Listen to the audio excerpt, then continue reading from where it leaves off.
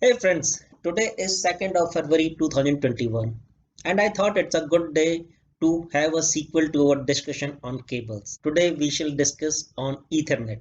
Well, Ethernet is nothing but a set of standards for the infrastructure on which a network is built. Network operating systems like Windows, NetWare, Linux and Macintosh can operate on an Ethernet network.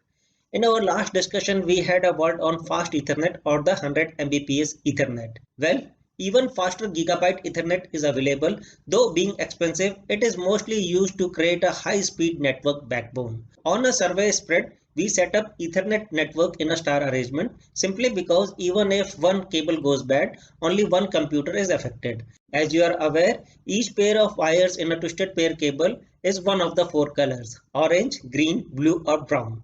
10 and 100 base T twisted pair use only two of the four wires. One pair is used to transmit data while the other pair is used to receive data. On a straight cable, pin 1 and 2 are for transmission and pin 3 and 6 are for reception. The two popular standards are 568A and 568B. In 568A, the green pair is used to transmit while the orange pair is used to receive, and the inverse is true with 568B. Essentially, the network is color blind, so it doesn't matter which of the wiring scheme we use as long as the connection on both ends of the cables are using the same wire scheme. If different wire standards are used on the two ends of the cable, then it simply is a crossover cable. Crossover cable is used to connect either two computers or daisy chain switches. Some switches even have a crossover port usually labeled as uplink or daisy chain. Take care not to chain more than two switches together as the network may not transmit data reliably. In case more than two switches are required,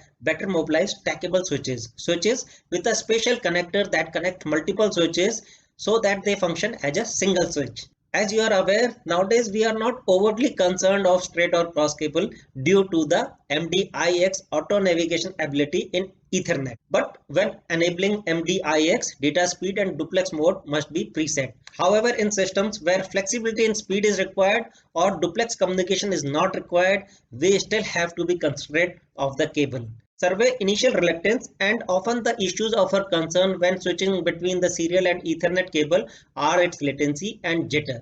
Latency on a serial port is 2.35 millisecond and the jitter is less than 200 microseconds. While on Ethernet ports, the latency is less than 5 milliseconds and jitter is less than 800 microseconds. However, on Ethernet high priority port, the latency is less than 2.95 millisecond and the jitter is less than 400 microseconds. Hope this was interesting, a bit informative. We will talk of modems in our next discussion. Take care. We'll see you around.